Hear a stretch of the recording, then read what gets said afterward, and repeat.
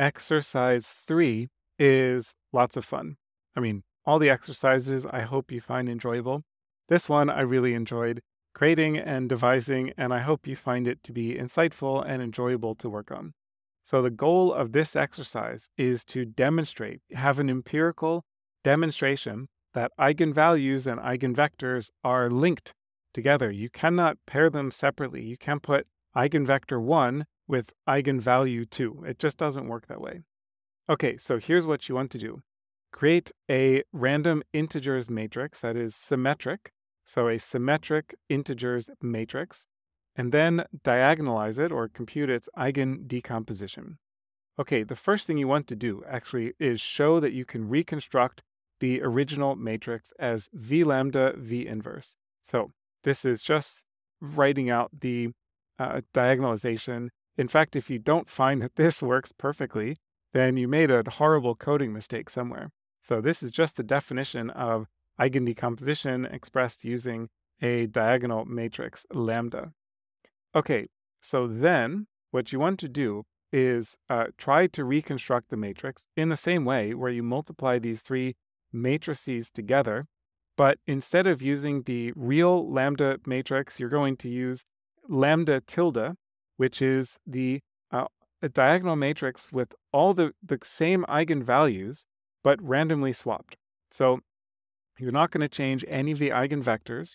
You're also not going to change any of the eigenvalues. So this matrix here actually contains all of the actual eigenvalues from this matrix. It's just that they're randomly swapped so that the eigenvectors are paired with the wrong eigenvalues.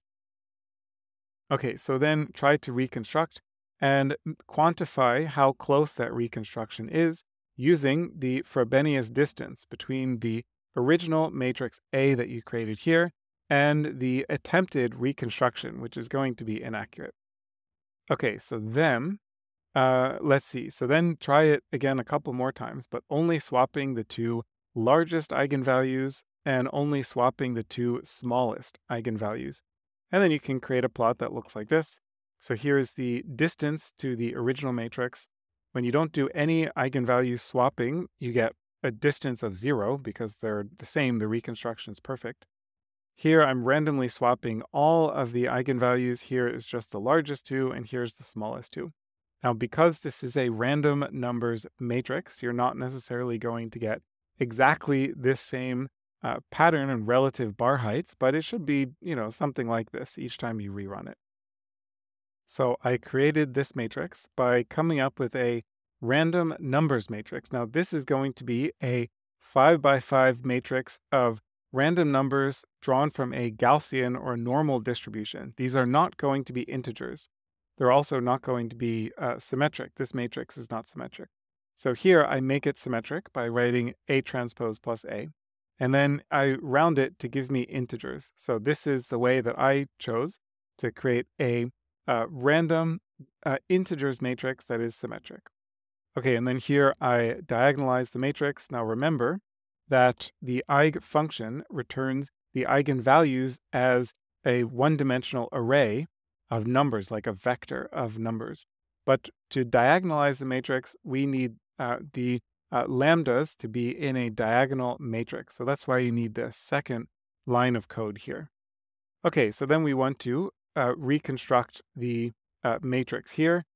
So V times D times V transpose, which is the same thing as V inverse. And then we compute the, let me see. So here is where I compute the reconstruction accuracy, quantified as the Frobenius distance between the original matrix A and the reconstructed A. And then here I'm also just printing out the difference between those matrices and then, just a bit of rounding. So you see that they are, in fact, a little bit different, but, it's 10 to the minus 15. These are insignificantly small numbers.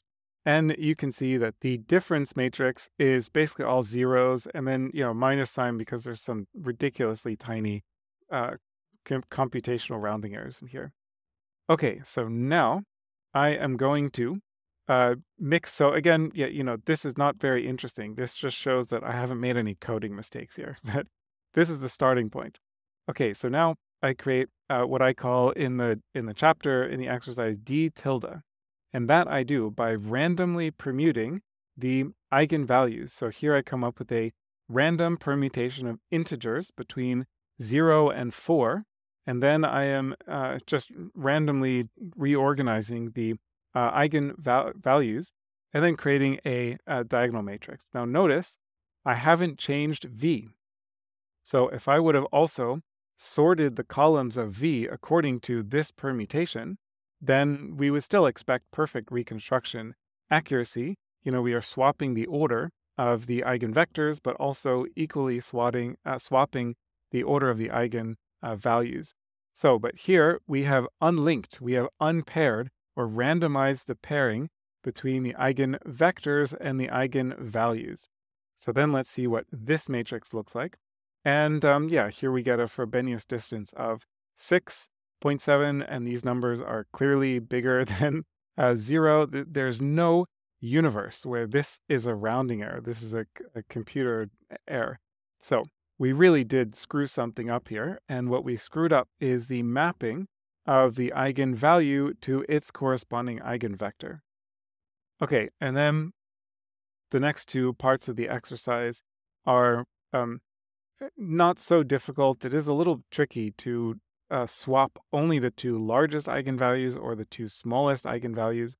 I implemented that here using this method. So basically I say to create a range of numbers from 0 to n minus 2, and then I have n minus 1 and n minus 2. So these are the eigenvalues swapped here. Let's see, and then I use this as an index into the eigenvalues vector, and then I recreate d tilde. Okay, and then we can see, so this is now 10, and here we do the Frobenius distance, and here's basically the same code. You can see I'm just swapping the two smallest eigenvalues here. And here the distance is 6. Okay, so this is going to work out slightly differently from what I showed in the book chapter. As I mentioned, just because these are random matrices, you're not necessarily going to get exactly the same pattern each time you rerun the code. But you certainly do expect this pattern where no swapping gives 0 distance, and then all of these give some distance.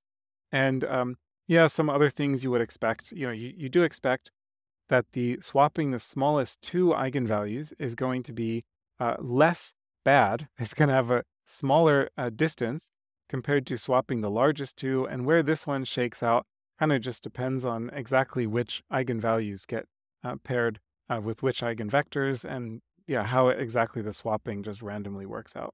Now, why does this happen? I mean, it's clear why this bar is large, but why would you expect that swapping the largest two eigenvalues is worse than swapping the smallest two eigenvalues? I think this should feel intuitive to you when you think about the fact that the eigenvalues are multiplying the outer product matrix that is defined by each eigenvector.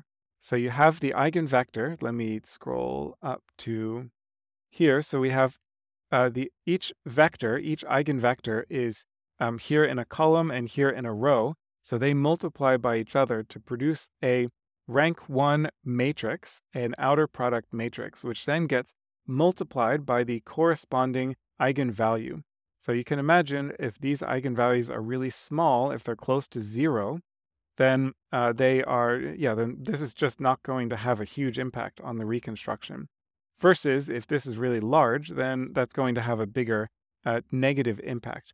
This concept that the magnitude of the eigenvalue encodes something about the importance of each direction encoded